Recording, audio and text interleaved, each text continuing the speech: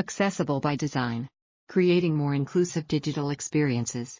The Secret Life of Forms. Sandi Arendalkowski, Accessibility and User Experience Designer, University of Wisconsin-Madison. April Ebacher, Front-End Web Development Team Lead, University of Wisconsin-Madison. April and Sandi dance out from opposite ends of the stage and meet in the middle, bumping hips. They stand in front of a large screen with the title, Secret Life of Forms. It's past 3 o'clock and a computer screen sits on the stage facing them. So, everybody, welcome to the Secret Life of Forms. Hello. I'm April Ebacher. And I am Sandi Arendalkowski from University of Wisconsin-Madison. And we are here to talk to you about text on screen. Why are we here? Layers of a form. Understand user context. What makes a great user experience? Why are we here? Yes, why are we here? The layers of form interaction design. So, you know, we've talked about mechanics and coding and how to make forms and interactions accessible from a development standpoint, but we really want you to feel it in your bones. We want to talk about the interaction, the design of the user experience, and we want to focus on the user's context. Text on screen. What makes a form accessible? 1. Humane, conversational. 2. Only ask what you need. 3. Contextual labeling, placeholders, hint text, headings. 4. Group labels with inputs. 5. Dynamic data instead of page refresh. 6. Manage focus during dynamic data load. So what makes a form accessible, Sandi? Yes, so form accessibility has a lot to do with many factors, but it's a way of seeing, and it's not about the form itself. Forms are like portals between you and an organization that you're interacting with. They should not be fiery hoops that you're leaping through. They're doorways, they're conversations. So what we want to talk about is humane conversational language within your form design. We want to talk about asking users the things that are appropriate to ask them in order to get what you need to complete the transaction and not ask them a lot of kind of creepy things that you don't need to put the transaction together.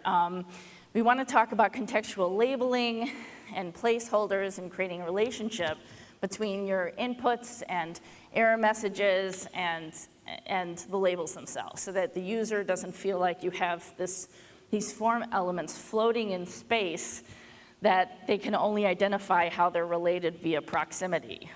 We also want to remind you that if you are loading data dynamically within your form, to try and sort of create a skip logic or a way for users to get through the form and ask only the questions that they have to ask based on their situation, that we should be managing focus and that we should be loading data below the user's focus point. So wherever they are in your form, that's where data would appear, not above or to the side or somewhere else that will never be found. It was boring. I know. So why do we need to focus on that? I know, like it just feels very dry to just talk about this. Images on screen. A man with text around his mouth. Blah, blah, blah, blah, blah. A woman yawning. The words, why are you so boring? We don't want you to have to just like, oh, I don't know, just listen to us talk about it. When you've gotten through all this great content through the conference, we want to contextualize it and help you to feel it. I think I'm feeling something. Yeah, so you're feeling something. Yeah, are you ready? They high-five each other with both hands. Sandi swings her arms wide as the word role play rotates on the screen behind her. Yes, role play! Role play it. We need to role play this business. We need to feel it in our bones, and we need to role play it. Yes. So, how do we do this? Image and text on screen. Everybody stand up. Grab a partner. 2 women in workout clothes doing partner planks. The audience members stand up. Well, first, everybody stand up. Stand up! Grab a partner. We mean it if you You're can. going to interact. If you can. But get mobile and find a partner. That's the point. Find a partner. And preferably someone you don't know. But if it's someone you know, that's okay. So what are we going to do today? Text on screen, pick your role. Roles: 1. Person trying to get a state ID. 2. Friendly DMV employee asking for information. What to do? Have a conversation. Identify the level of support you experience talking to a person. Get creative and have fun. Well, we're going to give you a couple roles. One person is going to be a person trying to get an ID. We've all been to the Department of Motor Vehicles before, in some form or fashion, and the other person is going to be a friendly DMV employee. We want you to get creative. We want you to have fun with this. So have a conversation. Yes. Maybe think about different scenarios that might happen at a DMV. Maybe I'm not a US citizen. Maybe I don't have a previous driver's license. So what are those types of conversations? What do they look like? Text on screen, DMV state ID questions. Name. Social security number. Address and AMP, zip. Date of birth. Gender. Driver's license number. Citizenship. 5 minutes to role play. And we want to focus on the ID experience because not everybody's gotten a driver's license before. Like my mother, for example, did not drive, but she had to get an ID at the state that she was in. So let's give you the information that you need in order to make the transaction of getting the state ID. But for God's sakes, people forget about forms. Throw them out the window. Forget that this isn't about forms. This is about people. This is about people and their context. It's about partnering up as the DMV representative and as the user that's trying to get a state ID. You're not trying to complete a form. So use this information, have a conversation, and support the person who you're partnering with to get their state ID. So just see what it's like. Take 5 minutes to do that. Ready, set, go. Time passes and April is now standing alone on the stage. Image on screen, a white goat with eyes slightly closed and mouth open. How did that feel? Feels good, man. The audience slowly take their seats. She points to the image of the goat. So how did that feel? I need you guys to interact with me. Tell me how it felt to have a one-on-one conversation with someone. Good. Awesome. You have a big smile like this guy does? I hope so. So person-to-person conversation, really that's what we're trying to focus on. We're trying to make sure that when we're building our forms and providing some sort of interaction with folks that we're able to talk to them in a humane way. We're able to talk to them in a way that people understand. We don't want to provide barriers for folks, if you will. On-screen image of the Department of Transportation website. April looks up at the screen and smiles as she waits for the car alarm to be shut off. She reads from the list of items on the website. She points to the screen as if clicking the button.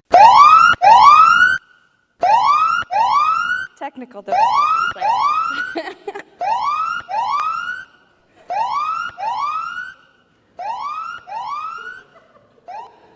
Sweet.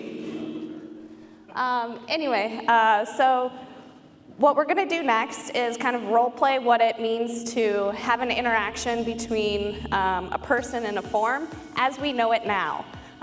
This is not the ideal situation, but probably too often than not, this is what happens when all of us interact with forms online. So this is taken directly from the Wisconsin Department of Transportation.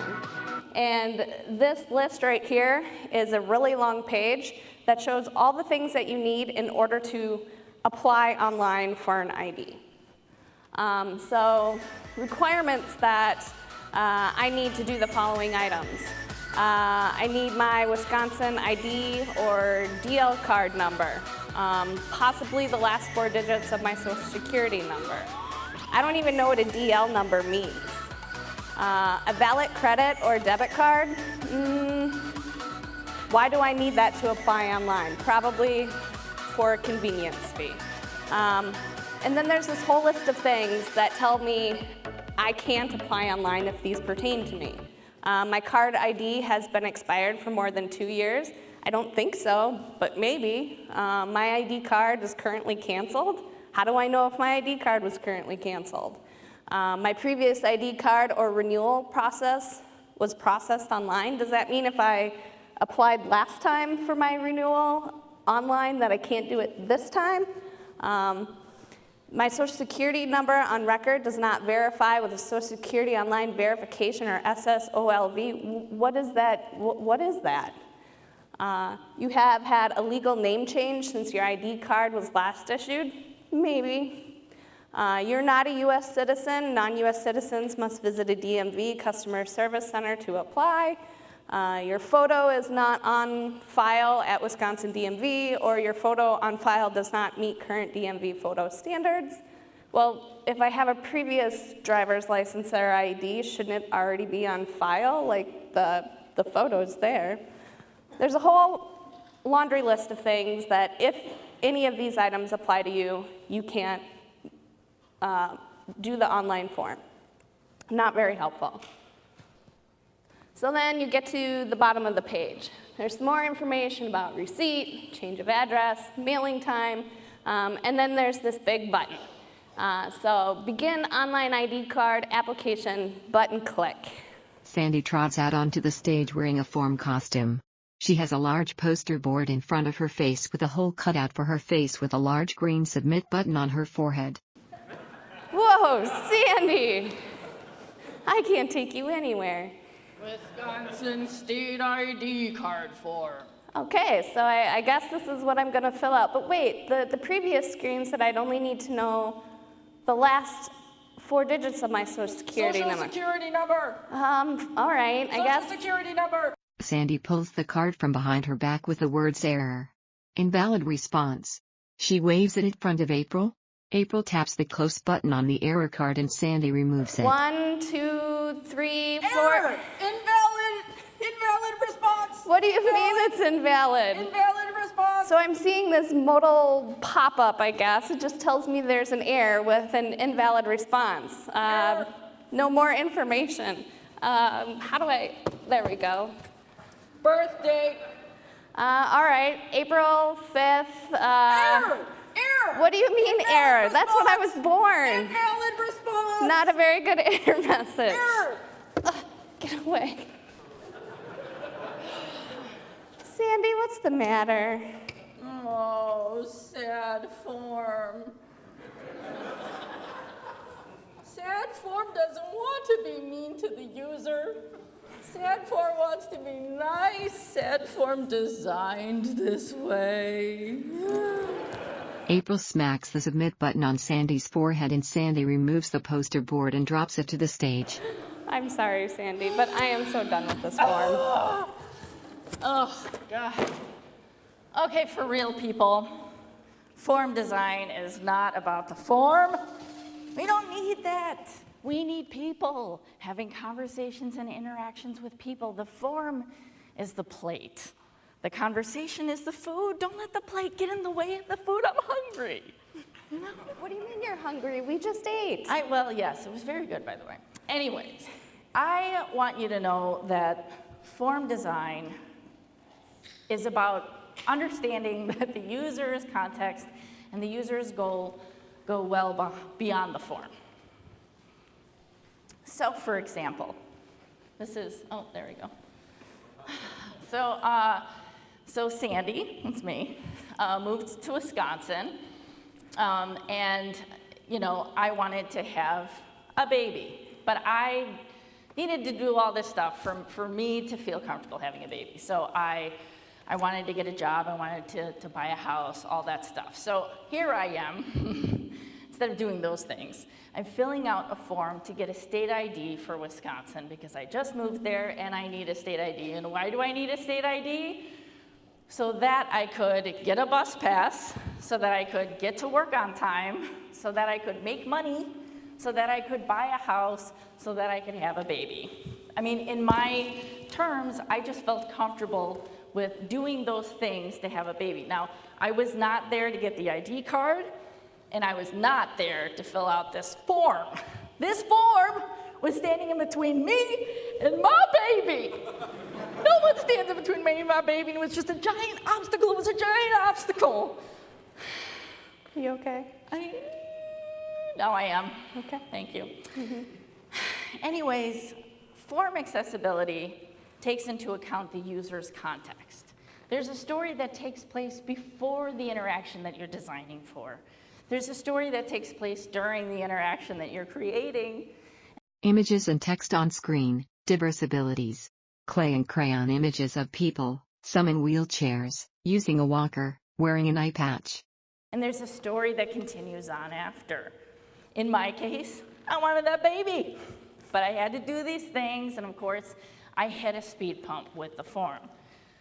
Form design takes into account user context, and a giant piece of user context is diverse abilities. I mean, most people wouldn't know. I have degenerative disc disease. I have a hard time getting around. Today happens to be a good day, but thank you, ibuprofen and Tylenol mixed together every 4 hours. I mean, that's like what it takes for me to be flexible and be able to jump around and be crazy. But, you know, I know that it's gonna get worse as I get older, and the world does not look like a very happy place for people who have limitations, and I wanna make it better.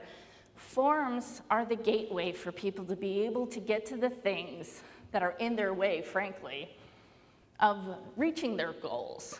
So let's make the form design a conversation, a supported conversation.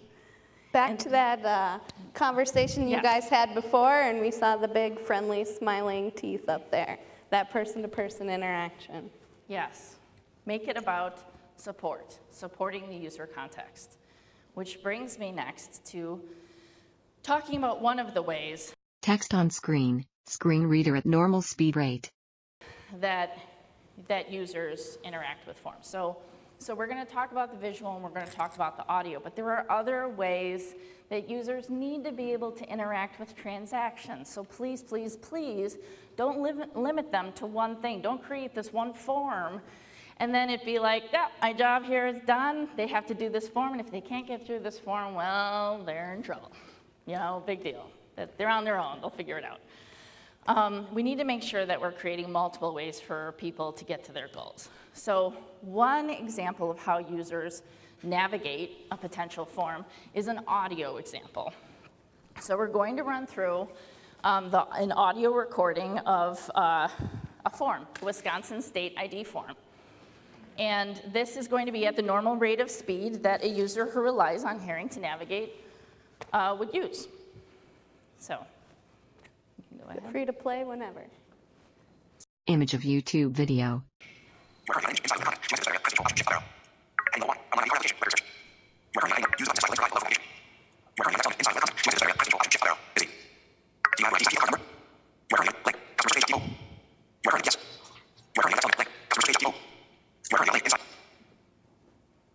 So the reason why that audio speed is so high is because much like users rely on visual ways to get through the world, you know, audio, I mean, hearing, scanning sounds like that. You know, people who rely on hearing to navigate, they're going to listen to content in a way that they scan through that content. But for those of us who didn't catch all that, here is a slow rate of speed screen reader recording of the same form. Text on screen, screen reader at slow speed rate. Image of YouTube video. Page.do. No. You are currently on a text element in social security number, star. 999 edit text. You are currently 99 edit text, dash. 9,999 edit text. You are currently on a text field, gender, star. Link. Customer search page.do. You are currently on a male. You are link. Customer search page.do. Female. You are currently on a text element inside of web content. Date of birth, star. edit text. You are currently on a text slash. You are dd edit text slash. yii edit text. You are currently on an image. You are currently on an image inside of web zip code, star. 99,999 edit text. You are currently on a text field in I certify that I am a US citizen, star. Link. Customer search page.do. You are currently on a link, yes. You are currently on a text element, link. Customer search page.do. You are currently on a link, no. You are currently on a text element inside of web content. Driver license / ID from another state. Star. Link. Customer search page.do. Yes. You are currently on a text element inside of web content. To link. Customer search page.do. No. You are currently on a text element inside of web content. To exit this web area, Chrome busy. Recapture requires verification. I'm not a robot. Unchecked checkbox. You are currently on a checkbox inside link. Privacy. Are you sure? Link. Terms. You are currently on a link inside of the required The field. language was not. You are currently on a text element. Next button. You are currently on clear button. You are currently on a button. Exit button. You are currently on a button inside of web questions. Contact driver services 608-264-7049 version A 35. You are currently on a text element inside of Zoom.us Zoom meeting ID. I think you can stop. Thank you. All right. So that the reason why it takes longer to get through a form at a slow rate of speed is obviously it's slowed down. So the 99,999 edit text was an input field. So you kept hearing these rogue input fields named over and over again that had no name, and images that had no labels. So in this example, there are accessibility labels that are missing. There is, there's the input fields are not programmatically related to the label using ARIA. And the methods to do that was included in these prior talks, and we also have at the end of this presentation a link to a form example of like a contact form with the HTML and the CSS and the JavaScript and the ARIA all in place to just sort of help nail home the relationship, and then some further guidance on ARIA accessibility. Screen reader / browser to form. This is the form that we were reading. I don't know about you, but like I couldn't make that connection. Screenshot of the online ID card application. Record search from the Department of Transportation website. Use the buttons and or links provided below for navigation. Do you have your ID / DL card number? Yes or no? Social security number with fill-in boxes pre-populated with 999999999. Gender. Male or female. Date of birth with fill-in boxes pre-populated with them/GD/YE. Zip code with fill-in box pre-populated with 99,999. I certify that I am a U.S. citizen. Yes or no? Driver license ID from another state? Yes or no? Recaptcha. I'm not a robot checkbox. And the reason why it sounded so robotic is not because of the screen reader voice. It was because of the way that this form is designed. The form was barking questions at the user in the form of labels of complicated things, not easy things, And then plus you have, do you have your ID DL card number? Not everybody's gonna know what that means. You need to link supportive content so that users feel smart when they're running through interactions. They should not feel left out or dumb. They should be able to easily access the same level of information that you have in order to complete their transactions. Gender, female comes first in the alphabet, but male and female, the order is indicative of something there. Plus, it's extremely binary. And what if you fall out of that edge case? What if you are an edge case? Okay, no human is actually an edge case. We're human beings, We're a melting pot of attributes. So it sort of marginalizes people if you have these super binary options. And plus, the male and female and the yes and no were not programmatically related to the label, which would be the I certify that I am a U.S. citizen. By the way, if you aren't, I would feel afraid. I wouldn't know what was going to happen if I hit no. Would I be disqualified? I mean, it needs to feel safe. So next, we're going to go through a video of that form with a different screen reader voice, just to add to your motley of experiences today, navigating the form.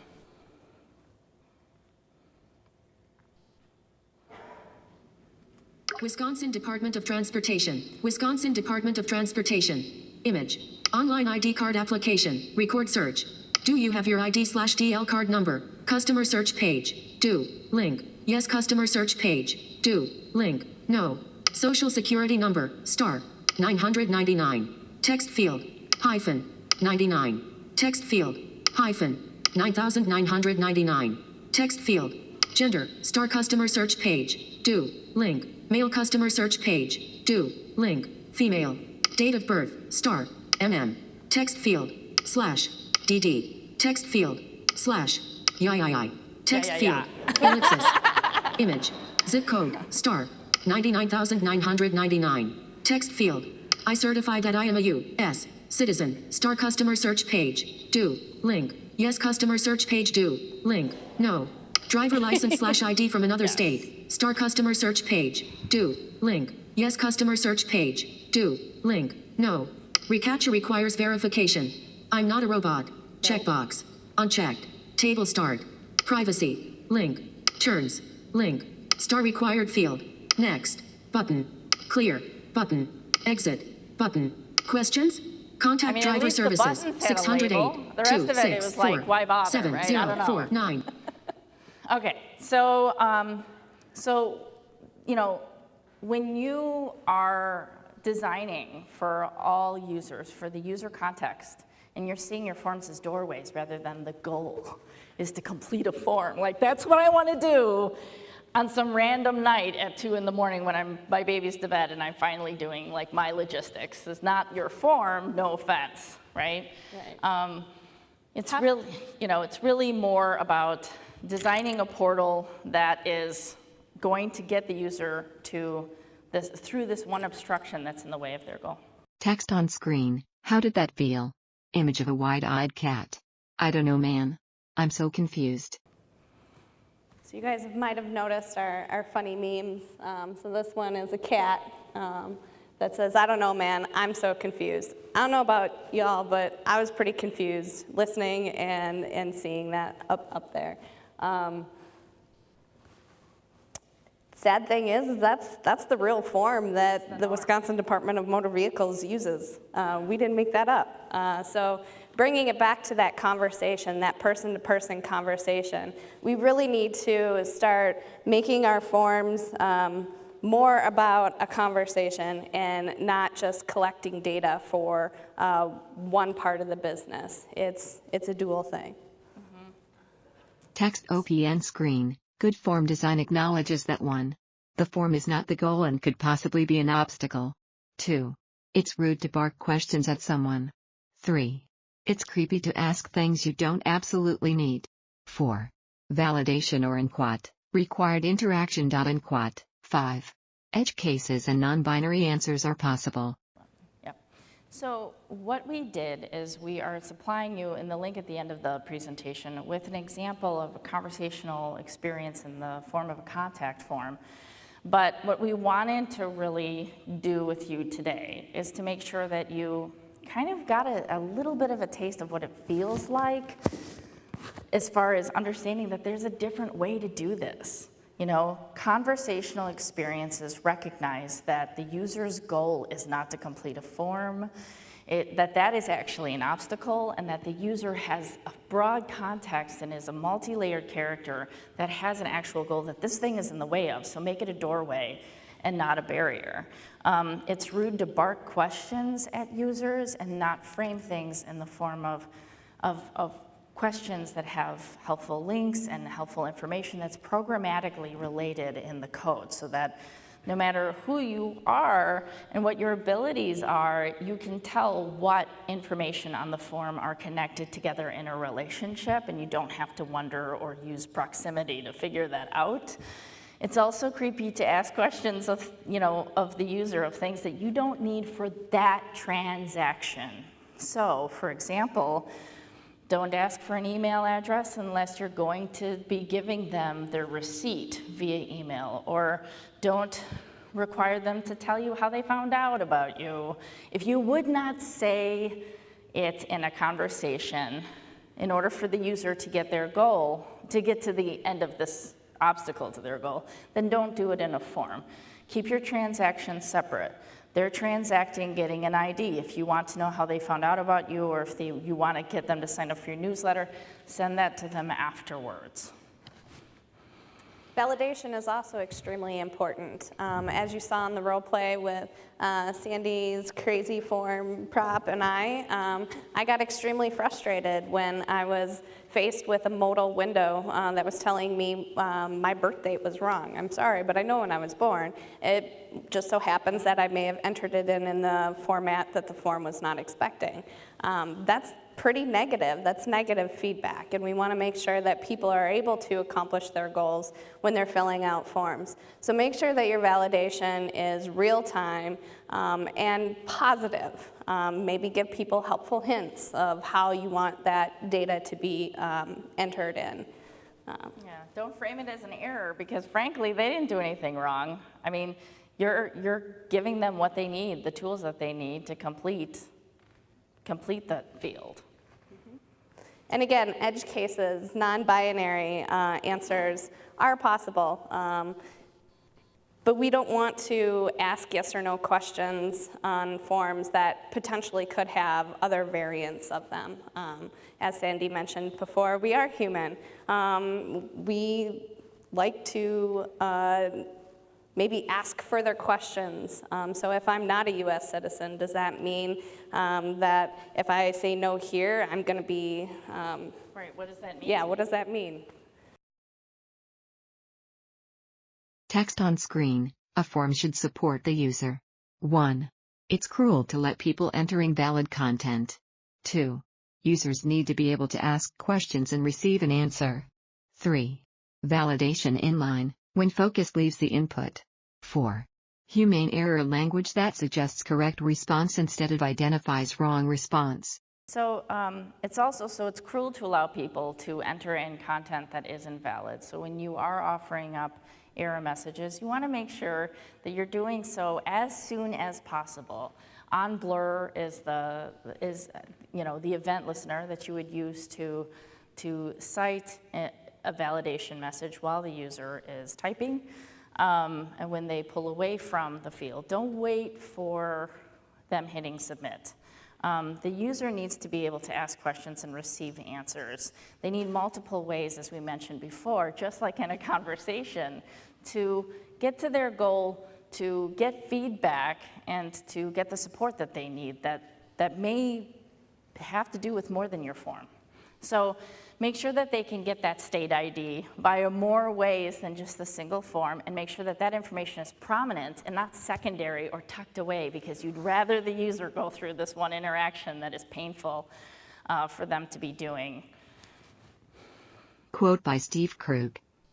So a quote that we had found a few days ago, usability is about people and how they understand and use things, and not about technology. Again, coming back to that human-to-human interaction, we are all people, and the form is just a way to gather data for us to get to our end goal. So let's keep that in mind when we're building these. Thank you. Thank you. Secret Life of Forms. https://go.wisconsin.edu/MT0027. April Ebacher and Sandi Arendalkowski. University of Wisconsin-Madison. Accessible by design. Image of the Red Fox. Sponsored and hosted by Indiana University.